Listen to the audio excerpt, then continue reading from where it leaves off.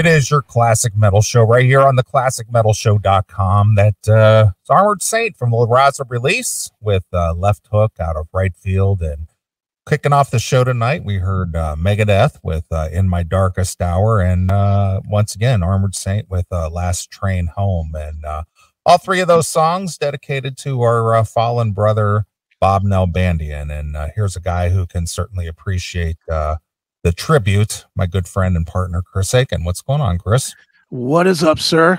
Awful day. It is an awful day. I mean, we almost considered not doing the show tonight, but we couldn't allow the opportunity to celebrate our brother. Right. And at least, give him some kind of a tribute and, celebrate his life a little bit. This was going to be kind of a, year-end fuck around show, and the unexpected left hook from right field took us by surprise yesterday, and now it's changed into kind of a memorial. Yeah, I mean, dude, I know I told you yesterday I didn't want to do this, and I didn't want to do it this afternoon. That I was like, we gotta fucking do it. It just too important of a friend not to. But I ain't gonna lie, I am fucking wrecked. Yeah, I get you, man. I mean, it's I've talked to several people, gotten texts back and forth. It's a devastating loss, and we'll probably second hour we'll probably talk about Bob and what he meant to us and our show, and as a friend, and what he contributed to the the music community, and right, all that kind of stuff. But it's just a very sad day for music fans, metal fans, hard rock fans who knew Bob and his work and knew him personally. It's been good to see that people get it. I don't know if you've looked online at all at anything, but lots of great tributes. Nobody really saying shitty stuff. Which, anytime anybody dies, there's always that line of people that can't wait to say, well, fuck him, he was a dick, whatever. And, it's good to see that it's been kind of a universal sentiment of what a great dude, you know. So, and that's from the top down. I mean, I don't know if you saw Lars put something out, and Mustaine, and just everybody, all good stuff. Yeah. Well, Bob was a good guy. I've hung out with Bob on at least a half a dozen occasions over the years. And obviously you didn't have an opportunity to meet Bob in person, but, you developed a friendship and a business working relationship with him. And sure. Over the years. And I know there was an opportunity just at the COVID shutdown that you were going to fly out to, Northern California and go to the screening of one of the Inside Metals, the Bay Area Godfathers or Thrash. Right. And unfortunately that got shut down due to the draconian tyrannical government. So that didn't happen. No, dude. And how I was saying this to somebody earlier today, me, getting me to travel, that is a thing. and I for probably the first time in how long committed to traveling. Sure. Like bought plane tickets, bought hotels, because of Bob. Yeah. And then of course the government stuck their dick right in all of our asses here and shut it down with fucking COVID. But whatever, man. I mean, that's, it is what it is. I mean, this today, yesterday, it's sad. And I wish I could say it was surprising. I know for a lot of people it is. I know even for you didn't know, like until last week or whatever, when I told you. You told me like 3 days before Christmas. Yeah. I mean, those of us that were in Bob's kind of close circle, and I think I obviously was in Bob's close circle. We talked all the time, and he's been going through this for a while.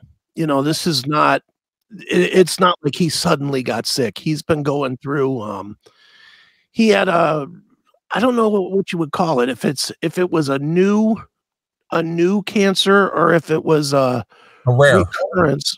Yeah, I know it's rare, but I Mhm. don't remember if he'd had it before and it went away, but it came back, or if it was a like, you know, a recurrence of the old one. But I don't know, 7, 8 months ago, might even have been longer. He got the word that it was back, and he was going through chemo, you know, and it was such an odd thing because he would call me from the hospital that he was at. You know, he'd be like, "Hey, man, I got 2 fucking hours, man. You know, you got some time to talk?" And I'd be like, "Yeah, of course." And you know, we'd talk about everything, man. You know, the history of metal, lots of that. But I mean, he would review the shows. You know, he would call me up and be like, "Dude, you just seemed like you were pissed off this week," or "Neeley was fucking angry," or whatever. You know, he was still Bob, you know, even though he was going through a tremendously difficult time.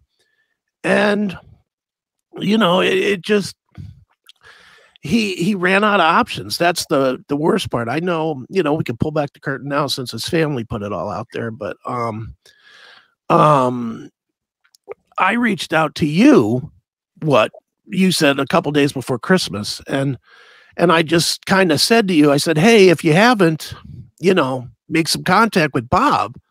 He's really, really sick."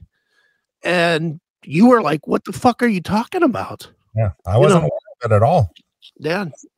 Well, and that's how Bob wanted it, man. With every conversation that I had with Bob, it always ended with, "Don't go on the air and tell anybody about this. Don't tell anybody. Don't, not even close friends." He's like, "I'll tell people I want to know." And I was like, "Okay, man, you know, whatever." And it really is, he didn't let anybody know. You know, I mean, he really, of the people that I know, the only other person I know that knew he was sick was Matt that, you know, I do aftershocks with, and he did skull sessions with, you know. And you know, like yesterday, I had the distinct pleasure, and pleasure in quotes, and just fucking makes my stomach hurt, but I was the one that told Ellefson yesterday. You know, I hit Ellefson up, and I just told him, I said, you know, Bob passed. And he was like, "What the fuck? How long has he been sick? What's going on?" You know, he didn't know either. Mm-hmm. And he was in that camp. I mean, Bob was in that camp, and he just kept it quiet. I mean, that's how he wanted it. And, you know, in most ways, I guess he went out the way he wanted to go out, which was, you know, quietly, without a ton of fuss. I know, and you know, he would hate this. He would hate us talking about it. Right. He would rather it just be like, "All right, man, you know, Bob's gone, but let's talk about the new whatever." You know, that's who the guy was. Right. And, you know, just a sad day. It's it wasn't exactly the way I wanted to wrap up the year, that's for sure. Hell no.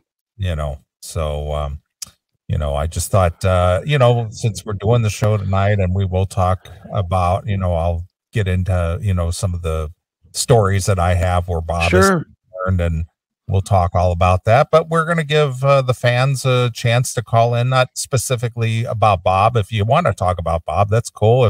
But if you have something you want to tell us, or, you know, kind of unburden yourself a little bit, or what 2022 was for you, whether it was good or bad or indifferent, or, you know, whatever the case may be. We just want the callers, the fans, to reach out, and, you know, we'll chit chat with you as much as Chris hates that shit.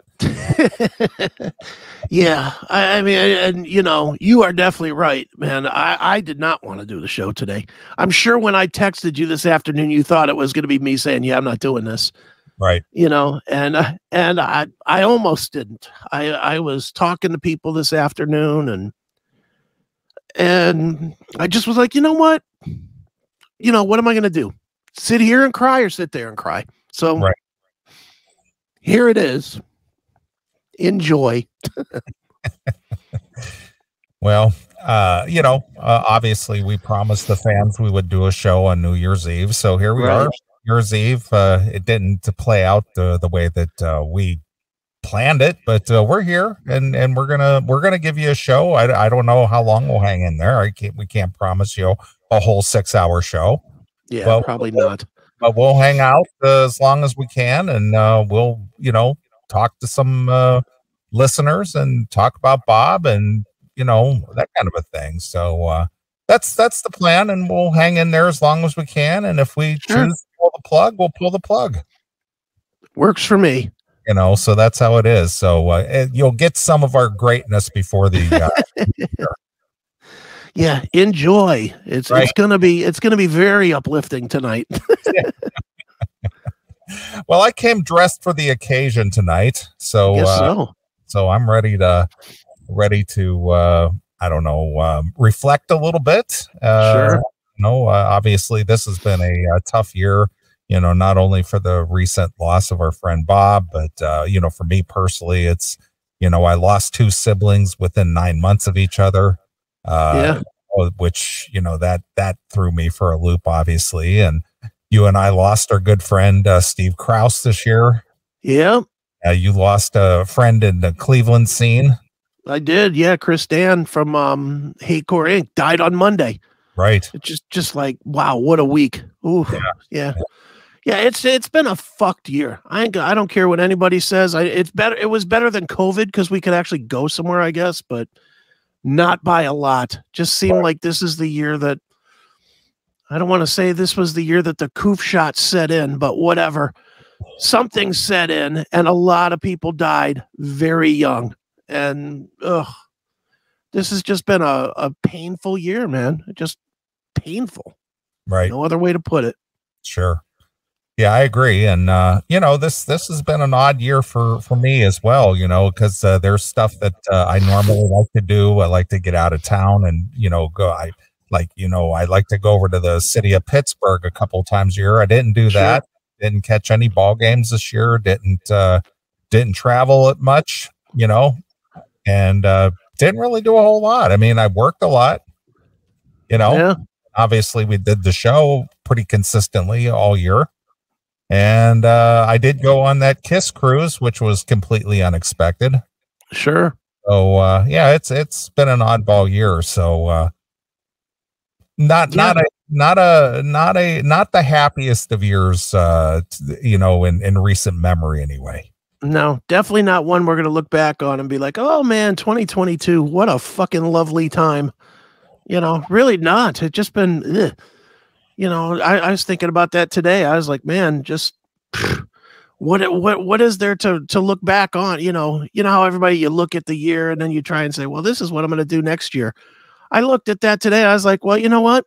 I'll be happy to do anything next year because I can't think of one fucking super fun thing that I did this year. Nothing. Yeah, that's kind of what I'm saying. I mean, aside from, unexpectedly going on the Kiss cruise, as far as anything just like outrageously fun this year, I bought a few new guns. Yeah. And but aside from that, hasn't been an eventful year at all. No, I think the most, I went to a couple of outings with John and Stephanie and Kelly, a couple of times, but literally a couple of times. And the only thing I can really point to that I was like something that I had not done before was when I went out and met Mariah for the first time. Right, exactly. That's the only thing I can point to, and I can be like, oh, there's that. All the rest of it has just been lots of work, lots of stress with work, been busy. That's good, I guess, is that, been busy, got to take another year off of going to a real job. That's pleasant. Right. But, I'm just looking at this year and it just, friends dying, heavy metal television up and down and dying. That friendship dying, with Eric, it's like everything on my plate is just like a plate of shit stew. It's like, ugh, awful year. Yeah, I get you. Well, let's just hope for the best, prepare for the worst, and hope for the best, as the old saying goes. And Exactly. I'm not going to dwell too much on it. Aside from the bad news that you had to give to me yesterday, I don't think I talked to you, since before Christmas. So, did you do anything on Christmas? Did you go anywhere? Did you hang out with anybody? On Christmas Eve, I went over and spent an evening with my mom and my niece and two of my kids. We did like a Christmas Eve dinner because my kids were doing Christmas Day with their mom.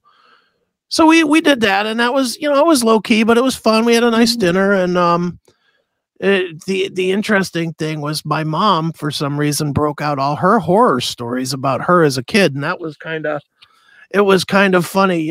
My kids hearing my mom talking about, partying hard and, running the bars and, because, that's their grandmother. They expect their grandmother to be their grandmother. Yeah, to be pristine grandma. Yeah.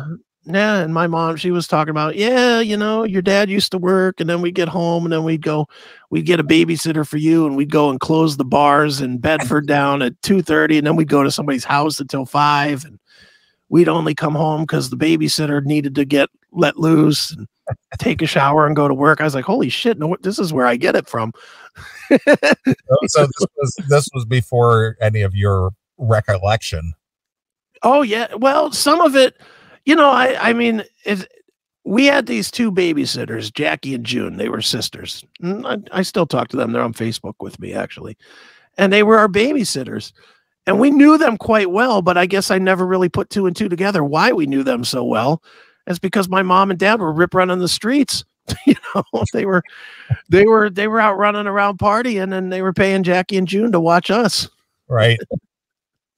Wow. Well, that's cool. Yeah, it was fun. Yeah. Did I know you're not big on the receiving gifts and all that stuff, but did anybody get you anything cool that's maybe unexpected, or didn't get a gift, didn't give a gift? Yeah, well, it's the same for me. I've made it very clear to my family that I don't want gifts, and I don't need gifts, and I don't want to give gifts. Dude, it's just, to me, it feels like trading money. Yeah, well, I agree with you. That's here's $100 for you. Okay, well, here's $100 for you. Enjoy. Yeah. I'll just keep my 100. Yeah, I'm with you. I'm with you. You know how I feel about the whole presents thing. Mm-hmm. Like, yeah, I want nothing to do with it. I was done with that decades ago. So, again, this, I feel very fortunate in my life that I've been able to afford a good lifestyle and, own the things that I really want to own. Mm-hmm. I don't need anyone to go out and get me something. See, that's what I've told all of my family and friends too. It's like, you know what? Whenever I want something, there is never, ever, never a time where I'm like, well, wait a minute. It's November 28th. Let me see if somebody gets me that for Christmas.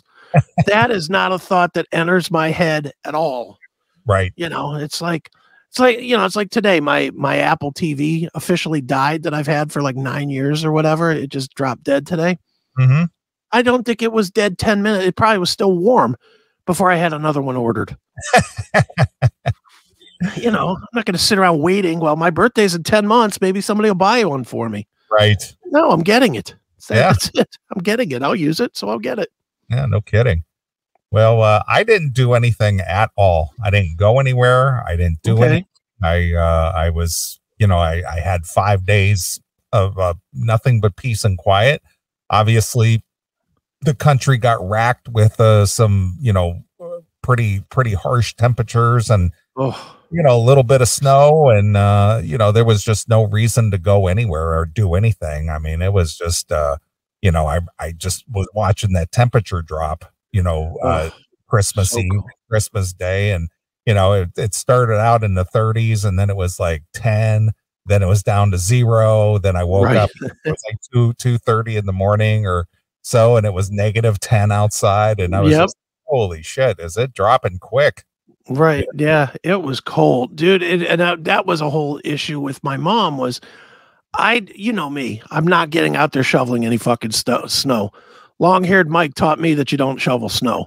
Yeah. You know, and I'm not shoveling snow. So the snow, we didn't get a ton of snow, but it drifted real bad because the wind was blowing 50 miles an hour or whatever it was. Yeah. Just brutal. So of course I go out to start my car on Christmas Day, and my car starts. I was happy about that it started right away. So I went out. The Browns were on Saturday, so I watched the Browns game. And when the game ended, I had to be at my mom's at 6. Game ends at 4:30 or 4:15 or whatever. So I started my car. I ran outside, and it's -10, like you said. It's fucking brutal cold. So I start my car, and I just leave it go for like 40 minutes. I just started the car, and then I came back in the house, let it go for 40 minutes while I grabbed a shower and got ready to go to my mom's. I get in my car to go. I might as well have not started it. This fucking thing was still freezing cold, like steering wheel cold to the touch. And it isn't that I didn't turn on the heat or anything. It's just it was that cold. The car couldn't get warm. So I had to drive this cold ass car out to my mom's. And of course, I'm sliding all over the streets. Nothing was plowed. Nothing was cleared. It just, you know, I was like, please don't let me crash. Please don't let me crash. Please don't, you know, I don't drive enough to actually be accustomed to snow driving anymore. And the whole time I'm fishtailing back and forth. And I'm like, why am I fucking doing this? And then my mom has this like really long driveway. So getting out of her driveway at the end of the night where it's been snowing and blowing snow again all day, you know, or all evening while I was at her house, I was like, motherfuck.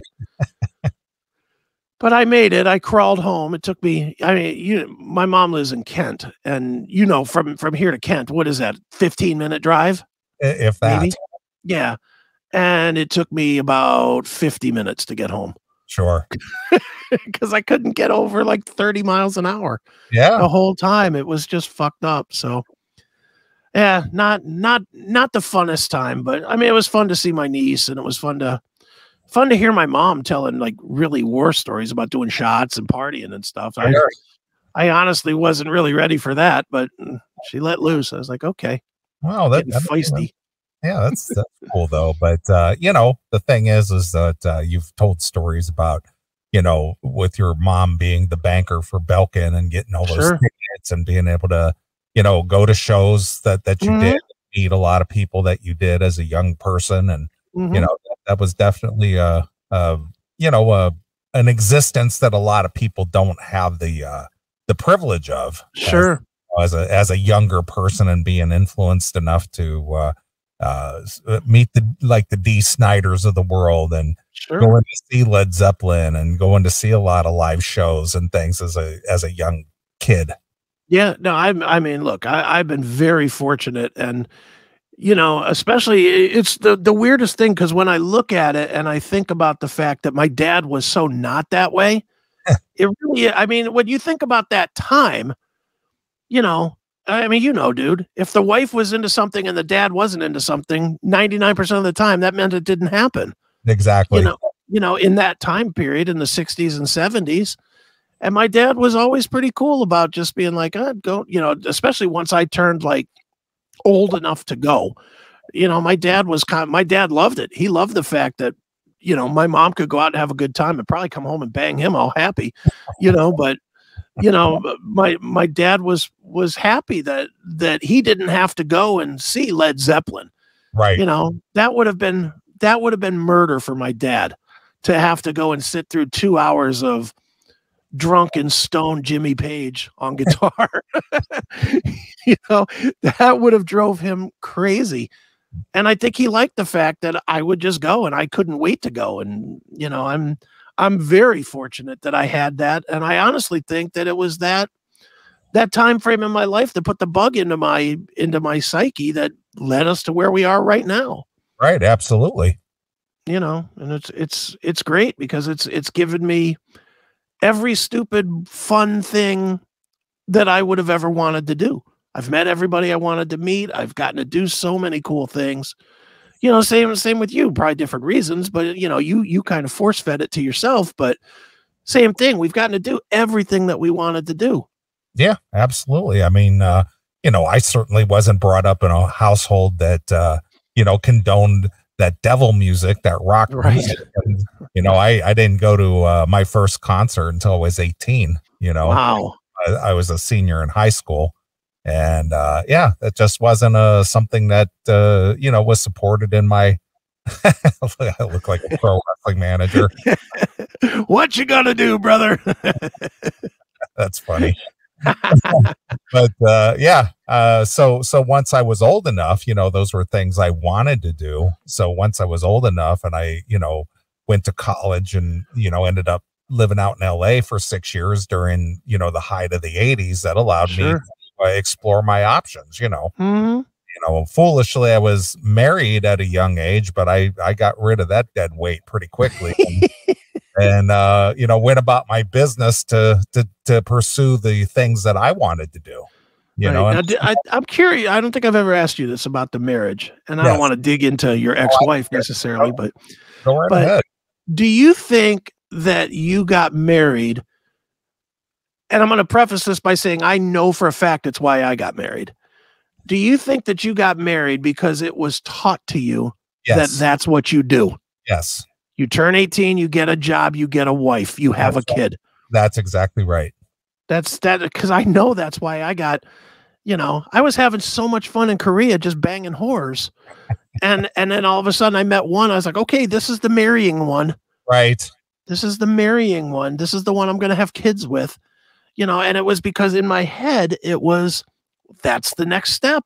That's the progression in life. You go to college, you get your job, you marry the wife, you have the house, you settle down, and that's your life. And once I got out to California and realized, well, wait a minute, there's a whole lot of other shit I could be doing. And I was just like, I'm doing this stuff. This looks fun. Yeah. I wish I would have had the foresight. I wish I would have had, truthfully, I wish I would have had the balls to just fucking quit. I mean, dude, I mean, we got to California. We were married, I don't know, 7 months. And within 7 months, I had the police called on me because me and her got into a huge screaming match and I was just about to hit her. So I went outside and I kicked over a wood fence. I just kicked it over and the police came. And I was like, I should have known right then. I should have filed paperwork right then. It's just the thought of doing the whole married go normal thing. Once I got into it, I was just like, this ain't for me. I know, dude. I just wish I would have had the foresight or the balls or whatever it is to just say, you know what, this ain't working. Walk away now. Right. I should have walked away then. Just walked away. Yeah. Fortunately, I was able to pay her off to leave and, get a disillusioned summary. And that was the end of it. It was just like. Yeah. I mean, I didn't have anything at that point, and again, it's all hindsight at this point, but I really look at it. I'm like, I had nothing. I mean, I had nothing. I had literally filled a house full of furniture and filed bankruptcy within 6 months of being in California. I mean, I could have walked away clean, and I was so afraid of walking away that I would have to pay money or whatever. And I just didn't have any money to pay. But now when I'm thinking about it now, I'm like, what would a fucking judge have sentenced me to? $100 a month? Right. I mean, a judge would have sentenced me to nothing, absolutely nothing. And I didn't. I stuck in. I was like, oh, I can't do that. That'll ruin my life if I get a judgment against me to pay her. Right. Oh, what a fool. Well, I bought the X off with $5,000 and a new car.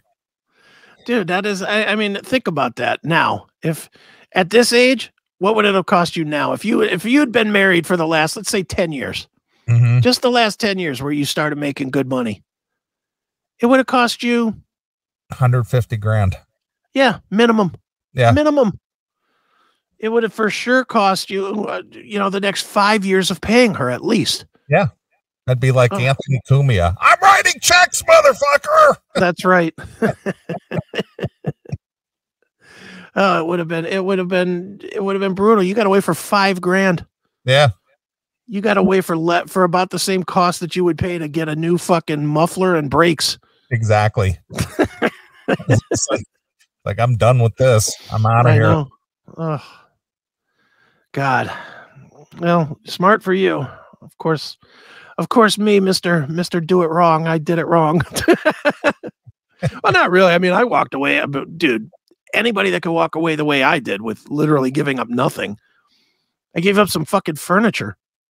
That's all I gave up. Furniture. I kept my business. I kept my house. Who fucking does that? Yeah. She really wanted to get away from me. Yeah, I've lost more furniture and stuff to just girlfriends, let alone wives. Mm-hmm. Yeah, I mean, dude, that's all I lost was furniture. Not even a lot. All she took was like the bedroom set, and she didn't really take much. Mm-hmm. In fact, it was one pickup truck worth of furniture. It wasn't even like a moving truck. It was her boyfriend's pickup truck. Right. They filled the back of it up with some shit, some side tables and shit, and the bedroom set, and that was it. And out she went. Some books, some pictures. Whoop-de-fucking do. I kept the house and the business and didn't have to pay anything. Yeah. Well, if she hadn't already been involved in a place to go with a new man, it might have cost you more. But this was a deal where I'm moving out of your house and into his house. And I'm thankful beyond thankful that her dude after me was prideful guy. Because I don't know this to be true. I'm 100% speculating, but just from meeting him and from what my kids have told me and whatever, I can literally hear this guy saying, "You don't need anything from him. I'll take care of you." Right. And I'm happy that she listened. Yeah, sure. I'm so happy that she listened because I walked away with everything I wanted. Right. So yeah, it was a quarter century in. I guess you did make out okay. Yeah, I did fine in mine. I'll tell you what, it's why I won't do it twice. There's no chance that could happen 2 times. Right. No way am I going to ever get that lucky. No fucking way.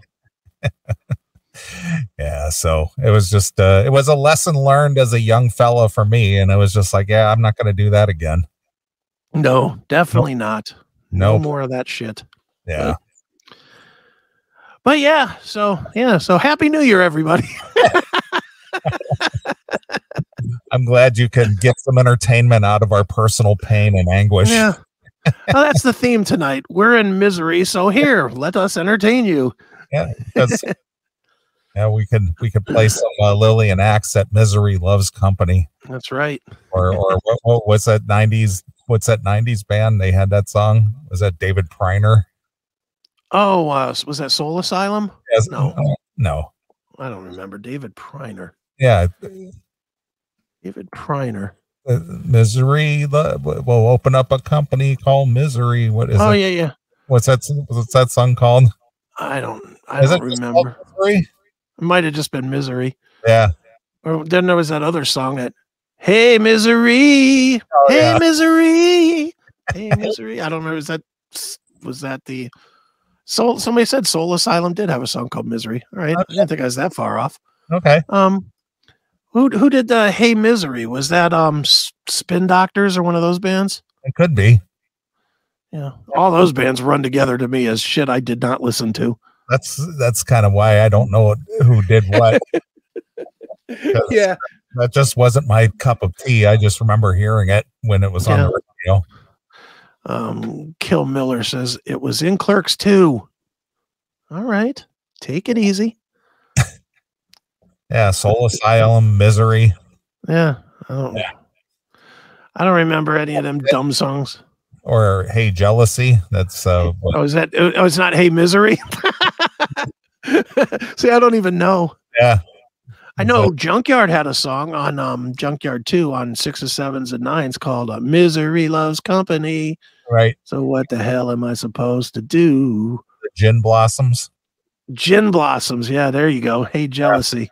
Right. Thank you, Ben Benjamin and Neeley. Yeah.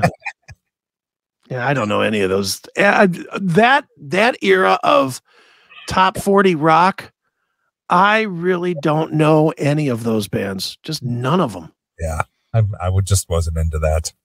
Yeah, me either. Yeah, but whatever. I knew it existed, but yeah.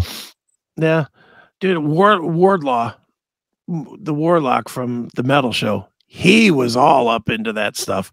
Really? Oh yeah, and when he does his podcast, he has a podcast called The Record Player now. Okay. And he and his buddy that he does it with, they like profile all these bands, though that era of bands, that's like what he's into. Okay. But I mean, he goes into like the real obscure things. Like he'll be like, this was the 7th album from the Gin Blossom. It's like 7th album. Who fucking knew? Right. Who knew that they had more than one album? You know, but he'll be all up in there and be like, oh yeah, this is when they replaced this guy with that guy. And I'm like, wow, good for you for knowing that. Sure. All right. Well, that just wasn't my whole era of music. It just wasn't my thing, but yeah, whatever. Yeah. So mine either. I didn't know any of those bands. Yeah. But anyway, well, I can see you're kind of opening up a little bit over there, and yeah, I got a beer in me. I'm better now. Swilling your beer. Yeah, I'm drinking, so I'll loosen up. What is the bill of fare for your beer tonight? What are you drinking? I am drinking only the finest for me, Miller Lite. Miller Lite. Out of a can. Out of a can. Because it's cool with a K. Yeah. Now I'm not a beer drinker, as you're well aware. Yeah. So do you prefer beer out of a tap, a bottle, or a can? Can. Why? Or a bottle. Probably bottle. Probably bottle first, can second. Really depends on what it is. I drop bottles because especially when I get really going. I tend to drop bottles. Okay. So I don't tend to drop cans. Right. So I'm much more into the cans of the beer, you know. And honestly, when I'm drinking a beer out of a can, a lot of times if I'm hammered, I'll squeeze it just a little bit to get it dented so that it won't drop. You know, I ain't gonna lie, I do that a lot. You get your finger holds in there. Yeah, but like dude, it's such a weird. Even like with beer styles, and this is such an alcoholic statement I'm about to make, but whatever, I'll make it. I was always the guy, then, now, whenever. If I was going to drink a lot, and I knew I was going to drink a lot, I would get like a 6-pack of something that I actually really, really like. Like I like Coronas personally. Okay. Do you like the whole lime thing as well? Yeah, I do. I absolutely do. I like taking the lime, cut it up, put it in it, squeeze it in it so that the juice comes out, and then let it sit for a little bit. I mean, I do the whole thing. And but what I would do is I would drink like a 6-pack of that and then cheap beer behind it. Because by the time you drink 6, then your tongue is kind of burned up on the beers anyway. Okay. So you're not tasting it anymore. So then you can go to the cheap beer and get just fucking blitzed without spending as much money. That was my old army trick, was drink like a 6-pack or a 4-pack or whatever of something good. Back then, and this is weird because I have not drank one of these in years and years, but back then I used to drink fucking Lowenbrau.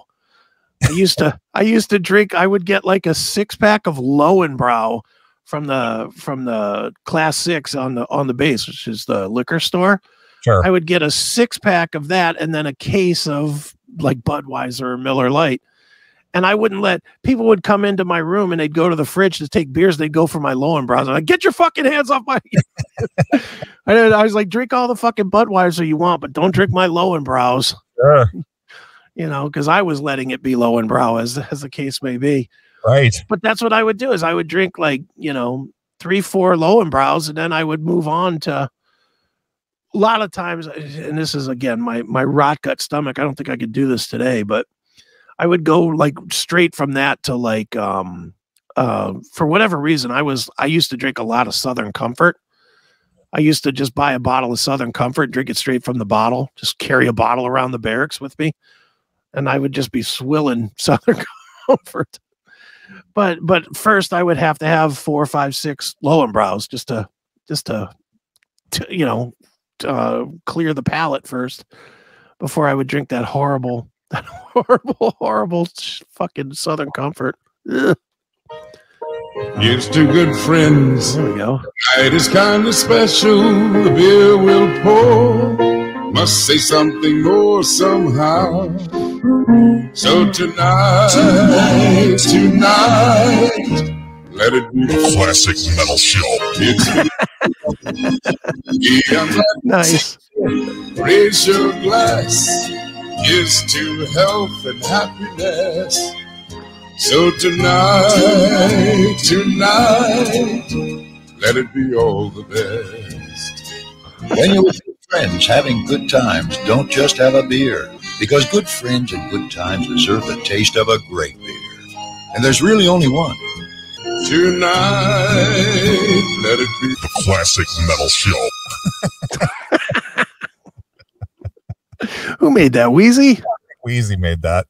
That's fucking funny. I don't even remember that one. Holy smokes.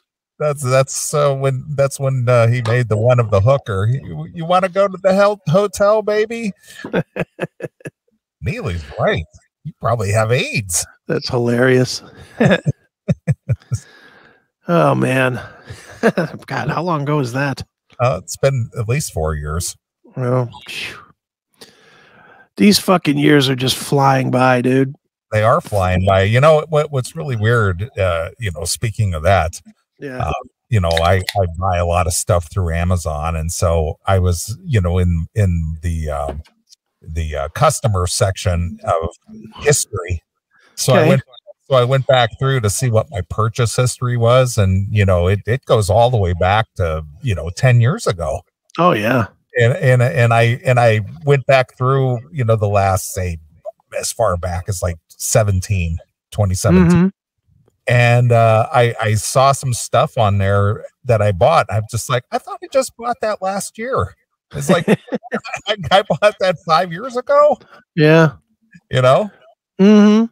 Dude, it's like, this is such a dumb product, but I use the Sweet and Low, for my coffee. And I just buy like 1,500 packets at a hit, just because why buy less? It doesn't really go bad. You just fucking buy a big box of it and you keep it by the coffee machine. It's there. Right. So I ran out the other day and I had to buy a box. So I bought a new box. So I went to reorder it and, did the same thing. I went through the orders. I'm looking. The last time I bought this shit was 2.5 years ago. And I was like, holy fuck. Did I get 2.5 years out of this fucking, it seems like I just bought it, but it was 2.5 years ago. Yeah. I'm like, Jesus. Well, speaking about buying stuff, did you ever get your Cows Nutrition wild berries? Yes, I did. Did you try it? I did. It tastes okay. It's all powder to me. Yeah, I know, but it doesn't taste like eating grass clippings. No, it's definitely better than the super greens. I will say that it's better than the super greens. So I'm actually kind of doing one super greens and one berries. Wild berries. Yeah. Yeah. So I'm doing 1 and 1, and it's better. It's definitely better than fucking eating out of the mulch bag. It's what the horses eat. The super greens. I'm not gonna lie, it does make me feel better. I do feel like I'm like feeling a lot better, like a lot more energy and a lot more. I mean, obviously with the getting dehydrated and stuff, I've really been kind of focused on that a bunch. Right. But I feel a lot better. I feel a lot better now that I'm taking, these powder supplements and, which are full of the right nutrition and all that other shit. Between the two of those and a whey shake for protein, I'm plus a dinner every night. I'm getting the right amount of shit into my system to where I feel better. Good. I'm not ready for a nap every 10 minutes anymore. So that's good.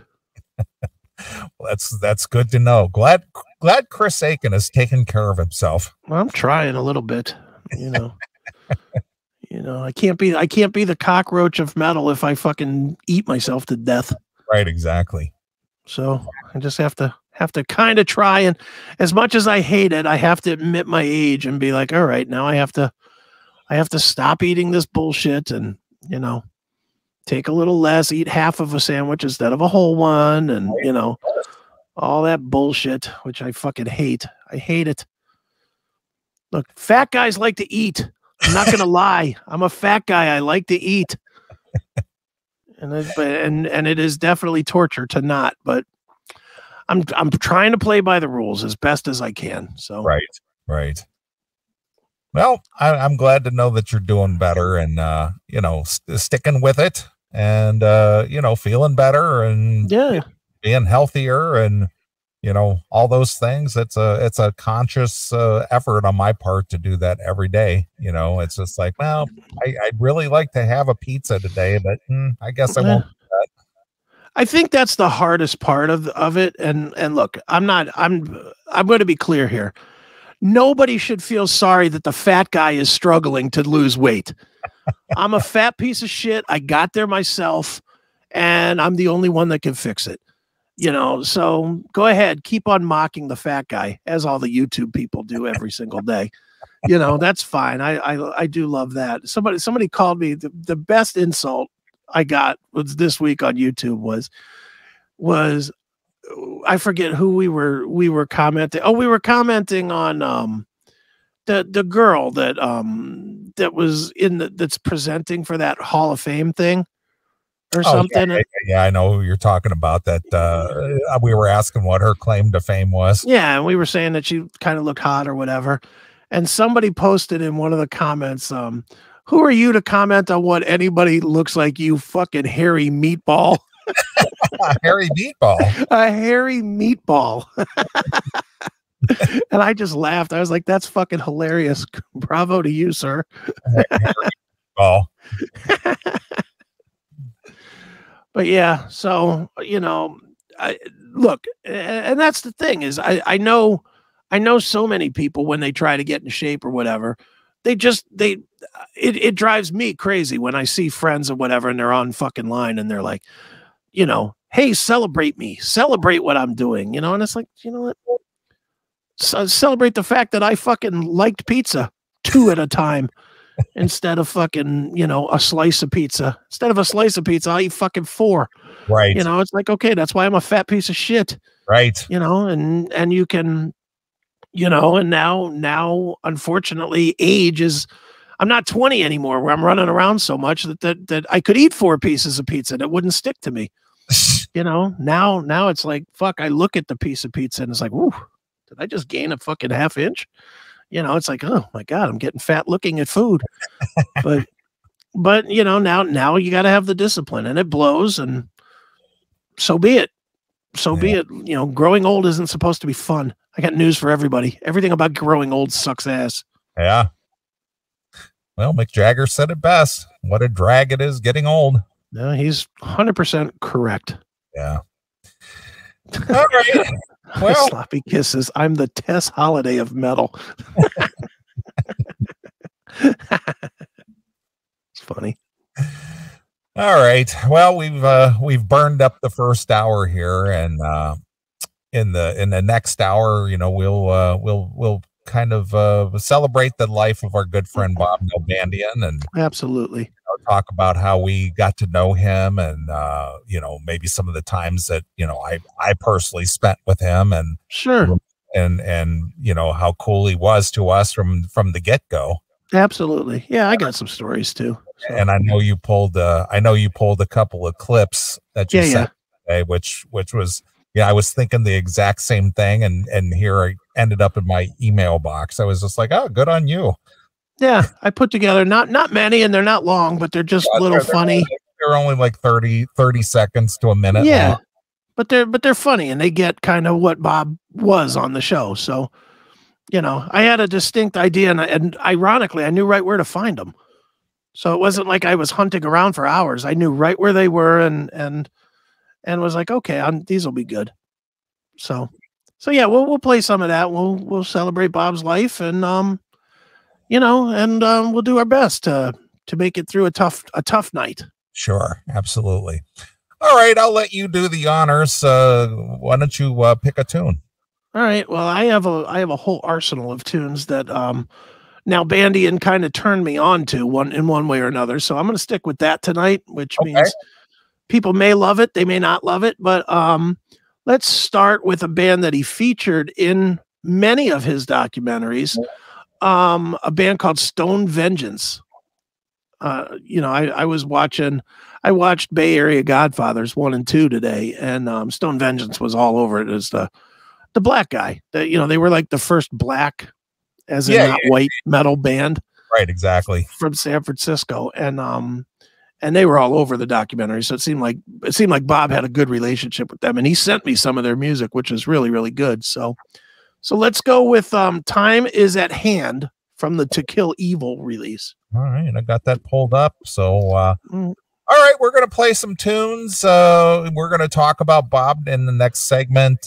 Maybe take some phone calls if you want to contribute to that, and we'll just go from here. So this is something you'll find on one of the Inside Metal documentaries, right, Chris? That is correct. On both of the Bay Area Godfathers, the guy from Stone Vengeance is in, and I'm not sure if the song's in it or not, but I just like the song.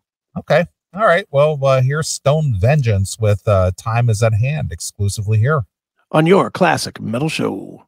Thanks for checking out this episode of The Classic Metal Show.